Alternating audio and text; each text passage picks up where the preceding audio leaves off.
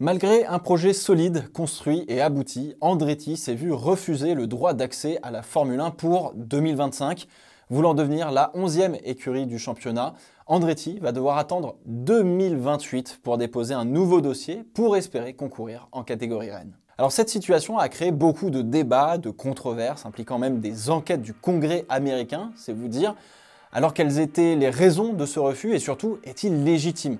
Bienvenue dans le cas Andretti, le cas qui a montré toute la puissance de la Formula One Management.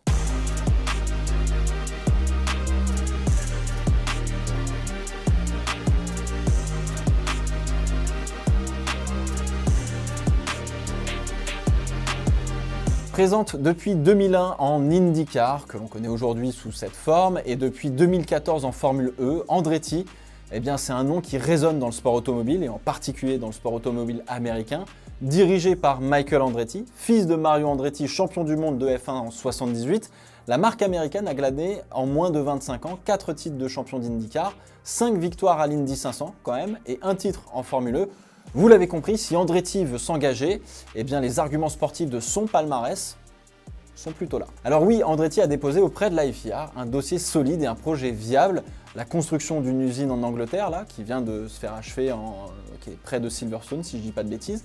L'arrivée d'un partenaire moteur de poids, General Motors, par l'intermédiaire de Cadillac, c'est pas n'importe qui. Et le recrutement récent de Pat Symonds, ancien ingénieur victorieux chez Renault, plus récemment chez Williams et surtout à la Formule 1.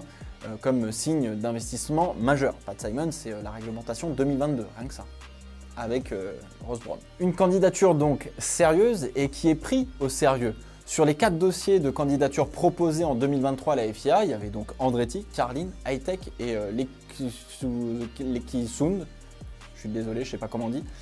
Seul Andretti a été approuvé du côté de la place de la Concorde. Et les critères de validation pour la FIA sont, je cite, leur capacité sportive et technique, la capacité de l'équipe à réunir et à maintenir un financement suffisant pour pouvoir participer au championnat à un niveau compétitif, ainsi que de l'expérience et des ressources humaines de l'équipe et qui démontrerait qu'elle apporte justement une valeur ajoutée à la discipline. Alors retenez bien cette notion de valeur ajoutée car c'est là que la FIA et la Formula One Management ne sont visiblement pas d'accord. Si on retient Andretti du côté de la FIA, on considère que l'écurie américaine apporterait cette valeur. Et pourtant, c'est précisément là que la FOM n'est pas d'accord.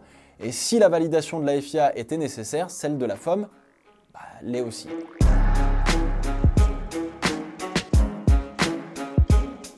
Le gendarme sportif, c'est OK. Mais le gendarme commercial dit non. Pourquoi? La Formula One Management là. Par manque de valeur ajoutée, tout simplement. Et là, on peut se poser la question de cet argument. Est-ce que l'on parle de valeur ajoutée sportive ou de valeur ajoutée financière? Sur le sportif, on en a parlé dans la vidéo sur Audi. Oui, Andretti, malgré ses investissements, ne peut garantir sa compétitivité, mais en même temps, aucun nouveau projet ne le peut. La peur de voir un nouveau Haas ou un nouveau Virgin, Caterham ou HRT, ça se comprend, pour ceux qui se souviennent des années 2010. Mais bon, si toutes les écuries étaient en mesure de gagner à tous les grands prix, ça se saurait. Et si c'est ce qu'il faut pour arriver en Formule 1, personne n'est en mesure de le garantir. Même pas les 3/4 des écuries présentes actuellement ne peuvent le garantir. Alors la Formula One Management a également pointé du doigt une inquiétude concernant un élément fondamental, le moteur. Même si General Motors est un énorme groupe et que l'efficacité des moteurs Cadillac est plutôt reconnue, on demande en Formule 1 un moteur hybride turbo qui est plutôt complexe, même si on l'a simplifié pour 2026, et qui a donné quand même des sueurs à tous les constructeurs. Même Porsche, là, qui avait tenté le coup, avait jeté l'éponge il y a une dizaine d'années. Un nouveau moteur en F1, ça fait peur à l'argument sportif, et l'histoire a prouvé cette difficulté. Honda, arrivé en 2015, a mis 4 bonnes années avant d'être compétitif, et ça a donné malheureusement le GP2 Engine, et ça a donné une présence plutôt ridicule pour McLaren en Formule 1. Bref, oui, ça a dévalué d'une certaine manière la discipline. Ensuite, il y a l'argument logistique. Inclure une 11e écurie selon la Formula One Management, c'est demander aux promoteurs en l'espace de quelques mois d'accueillir les infrastructures pour une 11e écurie. Des espaces techniques, opérationnels et surtout commerciaux devraient être aménagés. Bon, ça dépend des circuits évidemment, mais voilà. C'est un argument qui est un peu facile, hein, car la F1 a longtemps roulé avec plus de 10 équipes et s'en est toujours très bien sorti. On était même à 12 équipes il n'y a pas si longtemps, ça remonte à peine 10 ans, là, encore une fois, HRT, Caterham, etc. Par contre, oui, la F1 n'était pas gérée par Liberty Media, et aujourd'hui, le paddock a une vocation, faire du business. Ce qui était déjà le cas à l'époque, hein, mais il y avait beaucoup moins de monde sous le règne de Bernie Ecclestone. Et moins de place sur un circuit pour faire du business, c'est un peu relou quoi. Surtout les VIP, ils n'aiment pas être trop les uns sur les autres.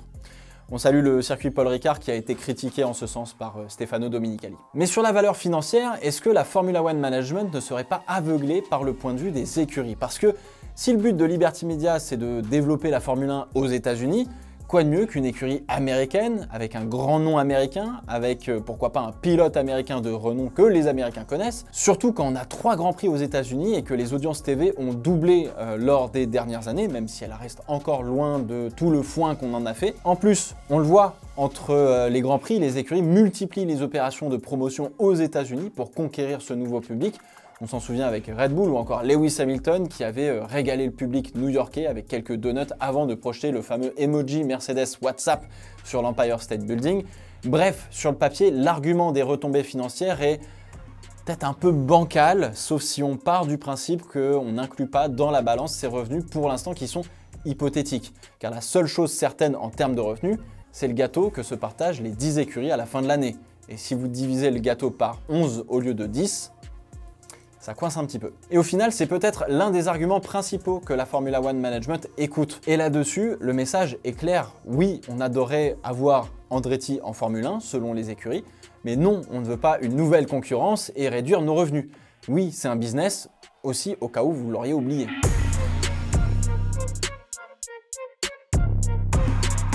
Alors, accueillir un petit nouveau, c'est toujours un petit peu tendu. On l'observe, on se questionne et surtout, c'est une nouvelle menace inconnue. Et là aussi, la menace peut être sportive, mais elle est aussi financière. 9 concurrents, dans tous les cas, c'est mieux que 10. Les écuries n'ont rien contre Andretti, mais elles sont frileuses à avoir un autre concurrent sur la piste.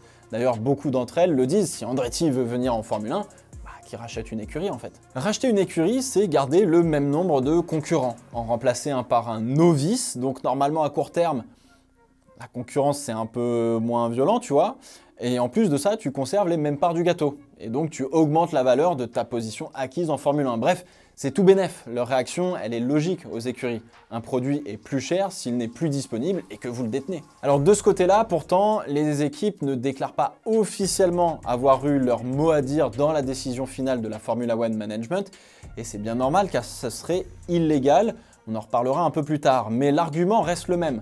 La Formula One Management veut augmenter la valeur de son produit et il n'est clairement pas ouvert à tous, car par principe, sa valeur diminuerait. Mario Andretti a même évoqué cette scène surréaliste où il déjeune avec Stefano Domenicali pendant le Grand Prix de Miami et où Greg Maffei, le gérant de Liberty Media, est arrivé devant le champion du monde 78 et lui aurait dit ceci, je cite, « Mario, je veux te dire que je ferai tout ce que je peux pour m'assurer que Michael n'entre jamais en Formule 1. » Comme si c'était une affaire personnelle, comme si le cercle très privé de la Formule 1 était fermé à double tour. Alors de son côté, Greg Maffei dément évidemment, mais la certitude c'est qu'il y a une incompréhension totale chez Andretti et elle se résume simplement. Si nous, on ne peut pas rentrer, qui le pourra?